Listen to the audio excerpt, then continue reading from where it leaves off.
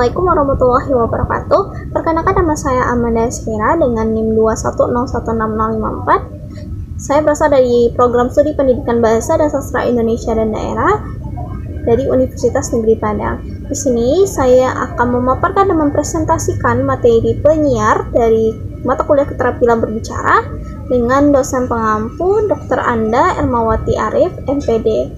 Baiklah teman-teman semua, selamat menyaksikan. Assalamualaikum warahmatullahi wabarakatuh.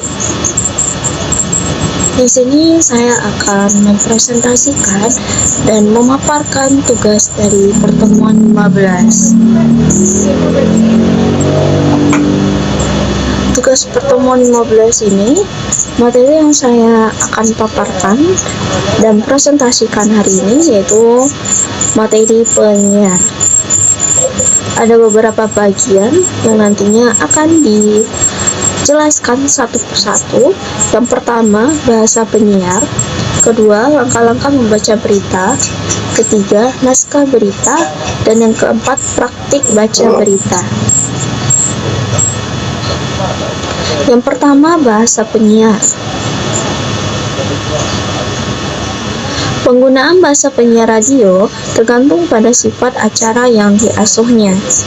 Dalam mengantarkan acara musik, misalnya, penyiar harus membawa suasana rileks.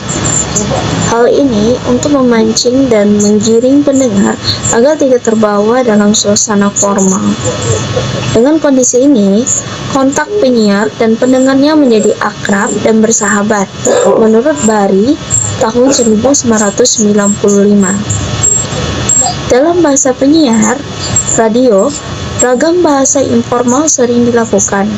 Hal ini sengaja dilakukan agar lebih terasa dekat dan akrab dengan pendengarnya. Selain itu, acara lebih bersahabat dan terkesan santai. Sehingga, atau sebagai salah satu hiburan, penggunaan bahasa informal dalam siaran tertentu atau tentu sangat membantu terhadap eksistensi sebuah acara, bahkan stasiun radio. Bagian yang kedua, langkah-langkah membaca berita. Langkah-langkah menjadi pembaca berita yang baik yaitu sebagai berikut. Yang pertama, ada intonasi. Dalam membaca berita, usahakan intonasi harus stabil naik turunnya. Diaturnya nada suara disesuaikan dengan berita yang dibacakan supaya pendengar tidak bosan. Yang kedua, artikulasi atau pengucapan. Dalam artikulasi atau pengucapan, harus jelas huruf dan kalimatnya. Artikulasi harus berpedoman pada EYD atau ejaan yang disempurnakan. 3. Volume. Dalam membaca berita, volume suara harus jelas dan mantap.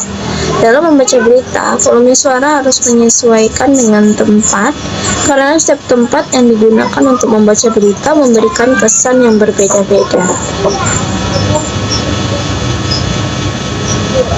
Yang keempat, tekanan kata-kata. Tekanan suara harus jelas dan mantap. Bila menggunakan kata-kata bahasa Indonesia, jangan menggunakan penekanan kata-kata untuk bahasa asing seperti bahasa Belanda, Inggris, Arab, dan lain-lain sebagainya. Kelima, kecepatan. Untuk membaca berita yang baik, faktor yang tak kalah pentingnya adalah kecepatan kita dalam membaca berita. Kita harus bisa mengatur kecepatannya. Membaca tidak perlu terlalu cepat atau terlalu lambat sehingga orang mengeja. Bagian ketiga, naskah berita. Berikut contoh naskah berita. Dilaporkan Adi Marsardi ke KPK. Ini respon Ganjar Pranowo. Solo, Poros Nasional Pemberantasan Korupsi (PNPK) melaporkan sejumlah menteri hingga kepala daerah ke KPK. Salah satu yang dilaporkan adalah Ganjar Pranowo. Ganjar merespon laporan yang dilakukan Adi Marsardi dan kawan-kawan tersebut. Ganjar Pranowo dilaporkan atas diduga terlibat dalam korupsi EKTP. Presidium PNPK Adi Masardi mengatakan KPK seharusnya dapat memutuskan semua dugaan tersebut agar nama-nama pejabat itu jika maju dalam Pilpres 2024 bersih. Nah, kami berharap dari kasus-kasus ini sehingga ada sejumlah nama di dalamnya yang kami laporkan itu. Contoh misalnya kandidat-kandidat yang ramai sekarang ini di Pilpres pertama soal Ganjar Pranowo. Apakah benar dia terlibat EKTP dan atau tidak?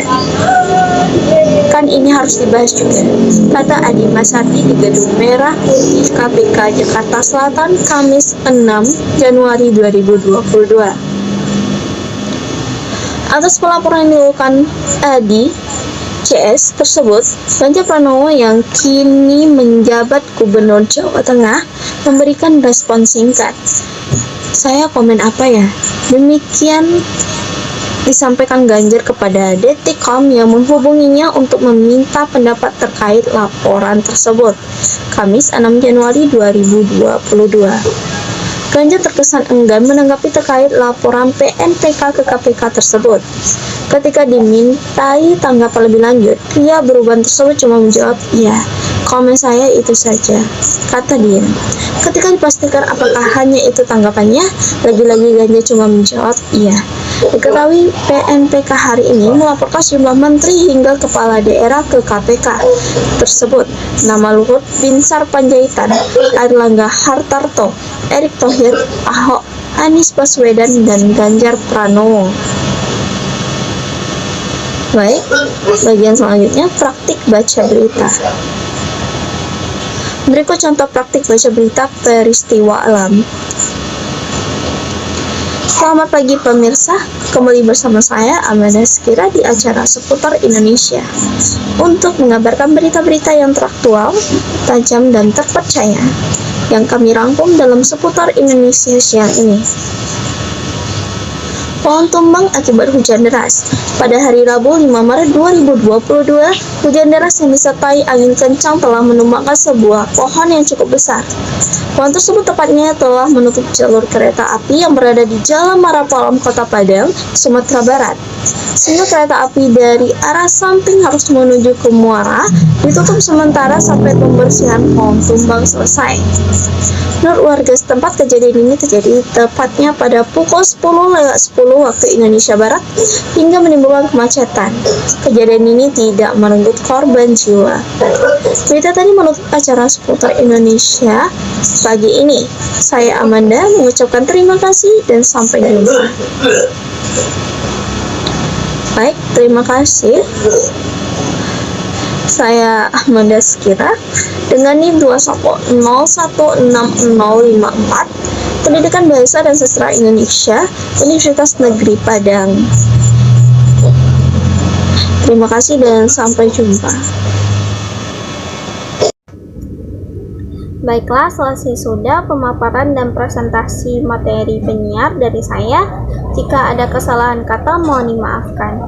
Dan semoga materi yang telah saya sampaikan dan yang telah saya presentasikan semoga bisa bermanfaat bagi kita semua.